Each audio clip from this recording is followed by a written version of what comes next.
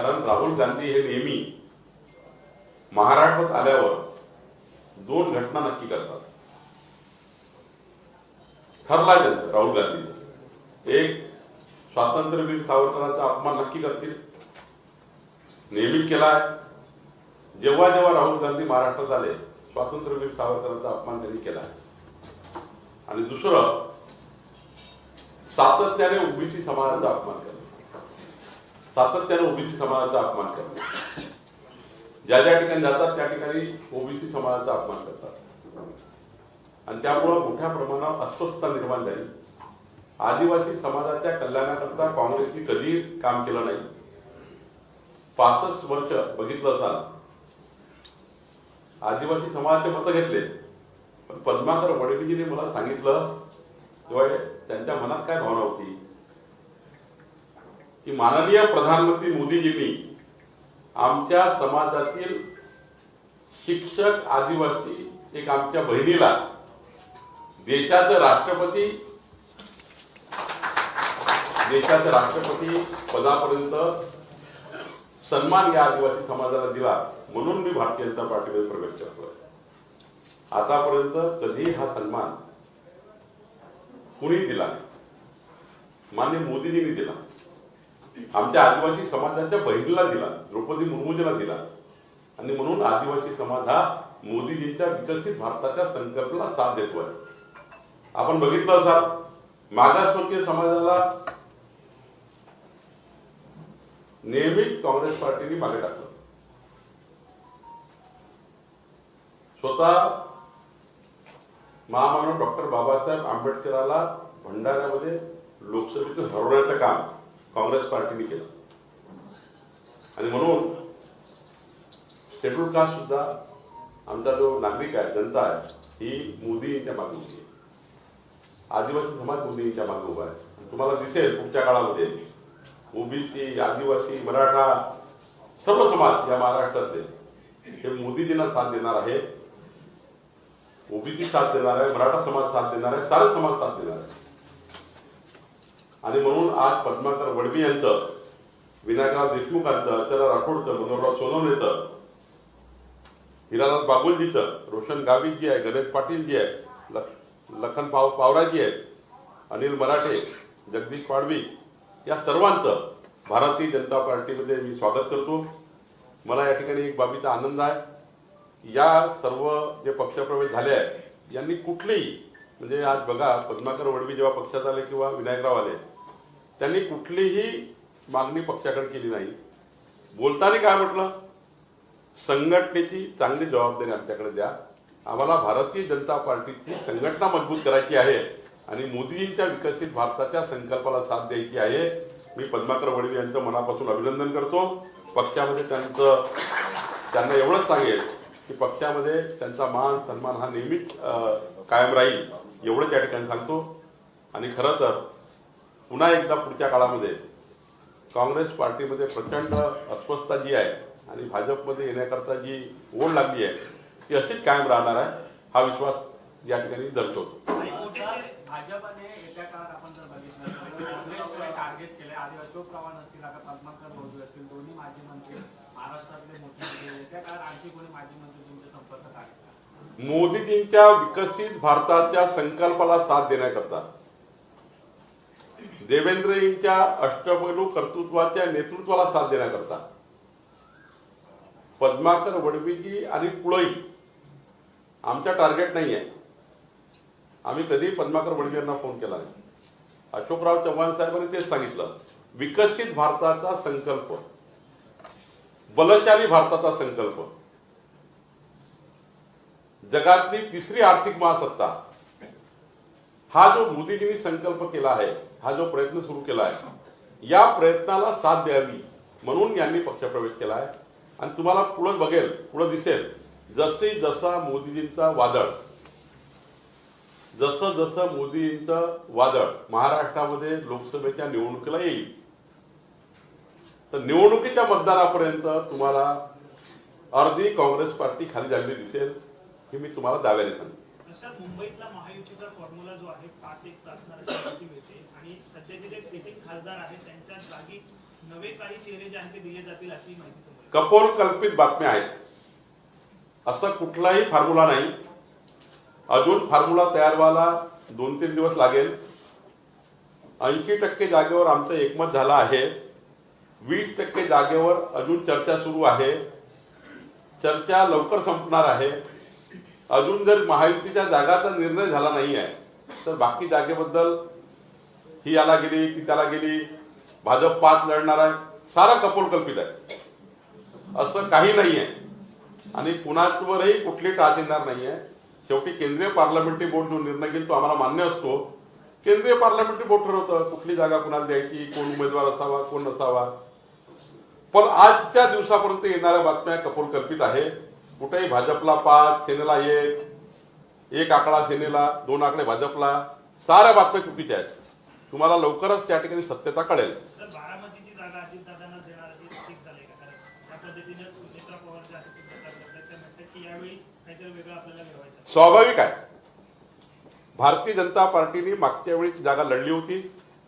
पण जर अजितदादा महायुतीमध्ये आले आणि त्यांनी सुद्धा येताना हेच म्हटलं विकसित भारताच्या संकल्पाला साथ, अशा वेळी अजितदादाला बारामती लोकसभा ही त्या ठिकाणी नॅचरली जाणार आहे. त्यामध्ये काही चर्चेचा प्रश्नच येत नाही.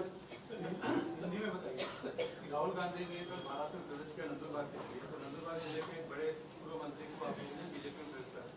17 मार्च तक वो मुंबई में आए, तो तब तक और कितने लोग आएंगे और किस तरह के सबके नेता? देखिए, आज मुझे इस बात का अभिमान है कि पद्माकर वड़वी जैसे एक बहुत सक्रिय मंत्री और 5 बार के विधायक कांग्रेस पार्टी के, इन्होंने आज भारतीय जनता पार्टी में प्रवेश लिया है. और पद्माकर वड़वी लाखों की संख्या में जो आदिवासी बांधव है उनके नेता है. उन्होंने विकसित भारत का जो संकल्प मोदी जी ने किया उसको साथ देने के लिए पार्टी में प्रवेश किया है. लेकिन आश्चर्य की बात यह है कि जब राहुल गांधी महाराष्ट्र में नंदुरबार में हैं और नंदुरबार में राहुल गांधी होने के समय में सर्वोच्च नेता कांग्रेस के राहुल गांधी महाराष्ट्र में हैं, नंदुरबार में, ऐसे समय में पद्माकर वड़वी जैसे कांग्रेस के बड़े नेता जो मंत्री रह चुके हैं, विधायक रह चुके हैं, वो भाजपा में प्रवेश करते हैं एक ही बात के लिए, विकसित भारत का मोदी जी का संकल्प को साथ देने के लिए, देवेंद्र जी के संकल्प को साथ देने के लिए. तो निश्चित रूप से आपको आगे भी दिखेगा कि जैसे जैसे राहुल गांधी शिवाजी पार्क तक पहुंचेंगे तो कांग्रेस के हमारे तहसील लेवल के, जिला लेवल के, महाराष्ट्र लेवल के बड़े बड़े अच्छे चेहरे जिनका समाज में बड़ा अच्छा काम है वो भी पार्टी प्रवेश करने वाले हैं. आपको जैसा जैसा आगे भी दिखेगा, जैसा जैसा चुनाव आएगा और चुनाव का मतदान आएगा, उस समय तक कांग्रेस पार्टी में और भूचाल आएगा, क्योंकि कांग्रेस पार्टी को महाराष्ट्र में संभालने वाला कोई नेता नहीं बचा है. हमारे अशोक चव्हाण जी जैसे कर्तृत्ववान नेता विकसित भारत को साथ देने के लिए मोदी जी के साथ आए हुए हैं. और निश्चित रूप से ऐसी ही लहर महाराष्ट्र में चलेगी और आने वाले चुनाव तक 50% कांग्रेस पार्टी आपको महाराष्ट्र में कम होते हुए दिखेगी. यही आपको महाराष्ट्र में रुझान दिख रहा है. यही अपनी महाराष्ट्र में जनता का भाजपा में आने के लिए बहुत ज्यादा प्रतिशत मिल रहा है. शिवाजी पार्क मुंबई में है, तो क्या जैसे मुंबई में आएंगे तो उसी मुंबई का भी कोई बड़ा नेता कांग्रेस में शामिल होगा? आपको कुछ अच्छी खबरें मिलेगी.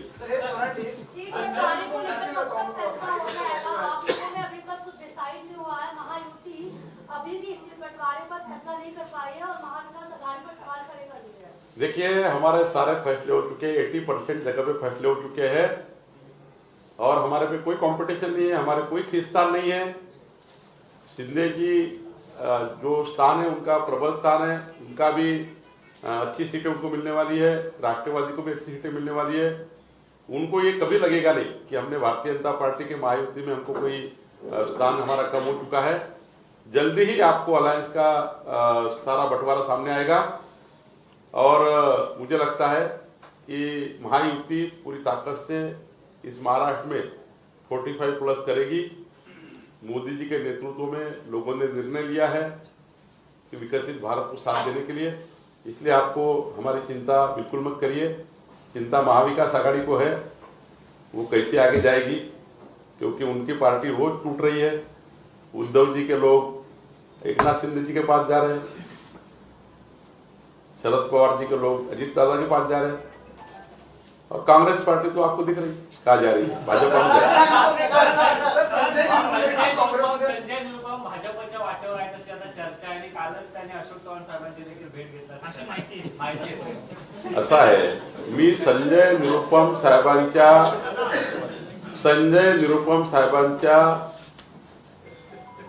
प्रतिष्ठेवर कुठलाही धक्का आणणार नाही। त्यांनी माझ्याशी कुठलीही चर्चा केली नाही, देवेंद्रजींशी कुठलीही चर्चा केली नाही। त्यांची प्रतिष्ठा आपण कुठल्याही पद्धतीने अशा पद्धतीने कमी करू शकत नाही। भेट घेणं, चर्चा करणं हे काही वेगळं नाही आहे। आम्ही रोज विरोधी पक्षाच्या लोकांशी भेटतो, लोक आमच्याशी भेटतात, त्यामुळे चर्चेचा अर्थ असा नाही की ते कुठल्या आपल्या पक्षामध्ये आज जातील। पण मोदीजींच्या विकसित भारताच्या गॅरंटीला साथ देण्याकरता कुणी जरी आलं तरी भारतीय जनता पार्टी त्यांचं स्वागत करेल।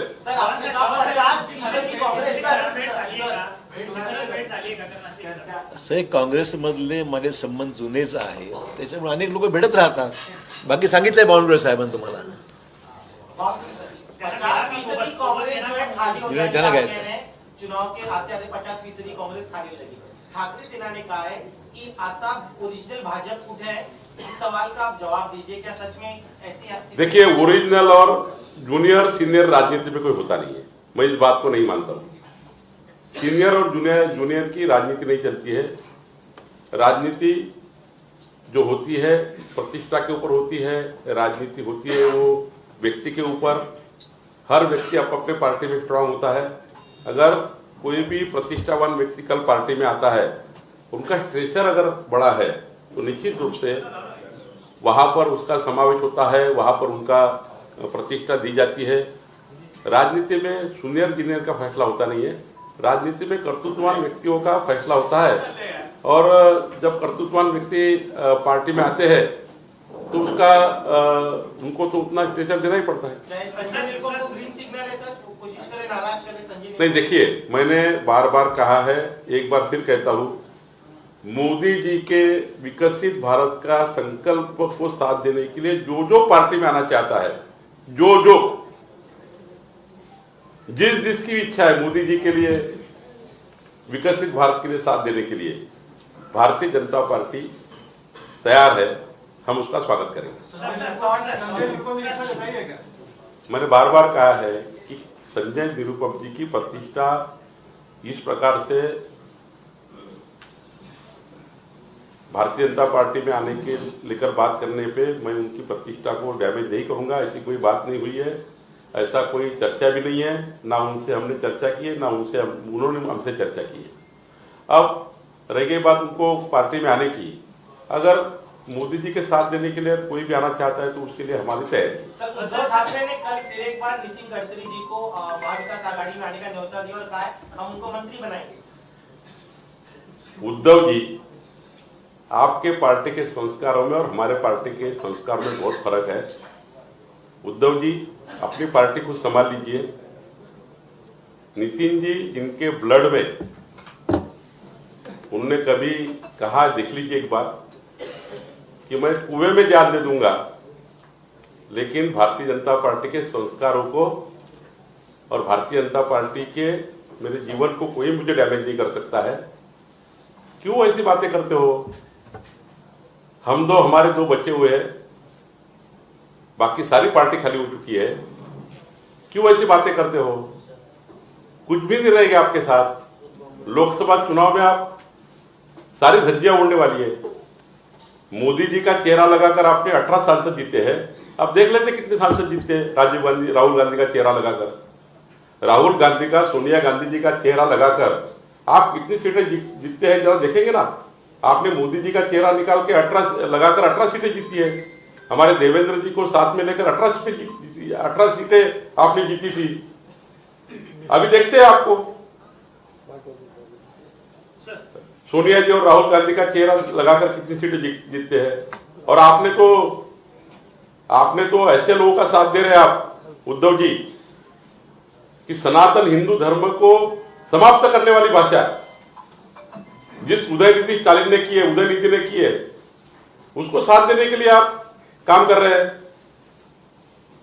स्वातंत्रवीर सावरकर का अपमान राहुल गांधी करते हैं, उनको साथ दे रहे हैं आप। क्या बातें करते हो नितिन गडकरी जी की? ऐसे ही रास्ते पे क्या नितिन गडकरी जी कि आप ऐसा बोल देंगे हमारे पार्टी में आओ? इतना सस्ता है क्या? क्यों बातें करते हो ऐसी? अपनी पार्टी संभालिए। अपने पार्टी के सारे लोग फूट रहे हैं, कोई बचा नहीं है। तो मुझे लगता है कि ऐसी बेहुदा बातें उद्धव ठाकरे नहीं करनी चाहिए। सर, हरियाणामध्ये मित्र पक्षांनी 2 जागा अधिक मागितल्या म्हणून त्यांना धक्का देण्यात आला. तर आपल्या राज्यात सुद्धा जे मित्र पक्ष भाजपसोबत दिलेले आहेत त्यांना सुद्धा असा धक्का भाजप देईल असं रोहित पवार यांनी ट्विट केलं. रोहित पवार सध्या अनेक बाबीमुळे विचलित आहे. आता मी काही बोलणं योग्य नाही आहे, गिरीश महाजनजी बोलतील. रोहित पवारजी यांनी जे काही ट्विट केलं आहे सध्या ते विचलित झाले आहे, त्याबद्दल आमचे लोक बोलतील. पण भारतीय जनता पार्टी आमच्या मित्रपक्षांना साथ देण्याकरता आहे, त्यांना वाढवण्याकरता आहे, कमी करण्याकरता नाही. एकनाथ शिंदेची बघतील.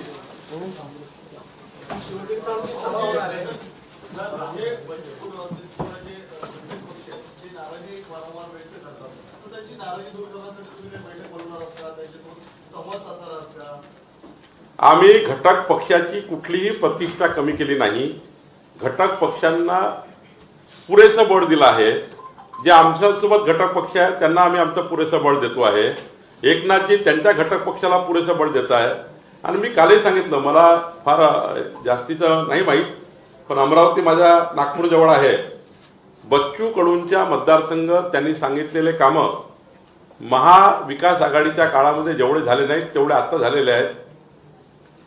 महायुती बच्चू कडूच्या मागे प्रचंड ताकदीने उभी राहिली आहे. त्यांना संभ्रम वाटतो आहे, त्यांना काही त्याच्या ठिकाणी कन्फ्युजन होत आहे. एकनाथ शिंदेजी ते बोलतील. बच्चू कडूजी हे महायुतीमध्ये एकनाथ शिंदेच्या ग्रुपमध्ये आहेत, त्यामुळे बच्चू कडूजी एकनाथ शिंदेशी बोलतील. आमच्या युतीमध्ये जे लोक आहेत भाजपच्या, त्यांना सांभाळणं आमची जबाबदारी आहे. आणि आम्ही दाव्याने सांगतो, आमच्यासोबत असलेल्या घटक पक्षांना देवेंद्रजींनी सांभाळून ठेवलेलं आहे. देवेंद्रजींनी कुठेही ते डिमॉरलाइज होतील असं कुठलंही त्या ठिकाणी एखादं, शेवटी महायुतीमध्ये प्रत्येकाचं विकासाचं काम असतं. देवेंद्रजी हे नेहमीच, शेवटी मागच्या वेळी बघा मुख्यमंत्री असताना देवेंद्रजी, महादेवराव जानकर हे मंत्री होते, सदाभाऊ खोत मंत्री होते. शेवटी घटक पक्षांना आमचं बहुमत असूनही, भाजप सेनेचं बहुमत असूनही त्या काळातही घटक पक्षांना योग्य स्थान दिलं. मोदीजींनी सुद्धा घटक पक्षाला योग्य स्थान दिलं बहुमत असूनही. आणि आताही बहुमत असूनही आम्ही घटक पक्षांना प्रचंड ताकद देण्याचं काम करू. सर, इस बार के लोकसभा चुनाव में क्या नए चेहरों को मौका मिल सकता है? एक और मुंबई से क्या केंद्र के बड़े नेता मैदान में उतर सकते हैं? देखिए, पार्लियामेंट्री बोर्ड में अंतिम फैसला बाकी है. हमारा केंद्रीय पार्लियामेंट्री बोर्ड जो फैसला करेगा, जो भी उम्मीदवार देंगे, भारतीय जनता पार्टी पूरे ताकत से हमारी महायुति चुन के आएगी. 45+ चुन के आएगी. जो भी शिंदे जी के कैंडिडेट होंगे, जो भी अजित पवार के कैंडिडेट होंगे, वो हम चुन के लाने का, हम 51% वोट लेकर चुन के लाने का हमारा प्रयास है. और जो भी चेहरे आएंगे वो हमारे लिए स्वागतार्ह है. एक सवाल मुझे पूछना है, क्या अभी एक तरफ आपकी बातचीत चल रही है, फॉर्मूला डिक्लेयर नहीं हुआ है, दूसरी तरफ जैसा अभी तुषार ने मराठी में पूछा, अगर आप हिंदी में बता देंगे, काफी सारे इंडिपेंडेंट एस्पिरेंट्स भी आगे आ रहे हैं. तो बारामती में भी हम देख रहे हैं कि कोई और क्लेम बढ़ रहा है. बच्चू कडू का भी अपना एक वॉइस है. तो इसको लेके जो कंफ्यूजन क्रिएट हो रहा है उसको आप कैसे देखते हैं? मैं बार बार कह रहा हूं, जहां तक हमारे महायुति में जो हमारे अलायंस पार्टनर है, वो अलायंस पार्टनर को पूरी ताकत से हम संभाल रहे हैं, उनको मजबूती दे रहे हैं. बच्चू कडू जी का सवाल है, तो बच्चू कडू जी ये शिवसेना के अलायंस में है, एकनाथ शिंदे जी के अलायंस में है. और जहां तक मेरी समझ है, महाविकास आघाड़ी से अच्छा ताकत देने का काम महायुति में बच्चू कडू जी को हुआ है विकास के बारे में, उनके मतदार संघ का विकास हो, उन्होंने जो अपंग के बारे में कुछ एजेंडा लाया था, अपंग दिव्यांग के कल्याण के लिए कुछ एजेंडा हो, सारे विषयों के ऊपर बच्चू कडू जी को न्याय देने का काम शायद महाविकास आघाड़ी के सरकार ने किया है। पूरी जानकारी मेरे पास नहीं है, लेकिन बच्चू कडू जी की कुछ समस्या है तो एकनाथ शिंदे जी सुलझाएंगे। जहां तक देवेंद्र जी का सवाल है और हमारा सवाल है, हमारे जो घटक पार्टी के लोग हैं, हमारे अलायंस पार्टनर है, पूरी ताकत से हमारे साथ है। आप देखिए विनय कोरे जी ने कहा है जो महायुति भाजपा कैंडिडेट देंगे हम पूरे साथ में रहेंगे। सदाभाऊ खोत जी ने कहा है, ऐसा कोई अलायंस पार्टनर नहीं जिन्होंने हमको क्रिटिसाइज किया है। बारामती की जहां तक बात है, विजय शिवतारे जी भी एकनाथ शिंदे जी के साथ है, वहां वो निश्चित रूप से समझाने का प्रयास करेंगे। मुझे लगता है कभी कभी कोई कंफ्यूजन के कारण कोई घटना हो जाती है, लेकिन जब बैठ जाते हैं, चर्चा हो जाती है तो समाधान हो जाता है। मुझे लगता है महायुति के कोई कैंडिडेट के खिलाफ महायुति का कोई नेता नहीं लड़ेगा, ऐसा मुझे लगता है। बाकी लोग आ रहे हैं।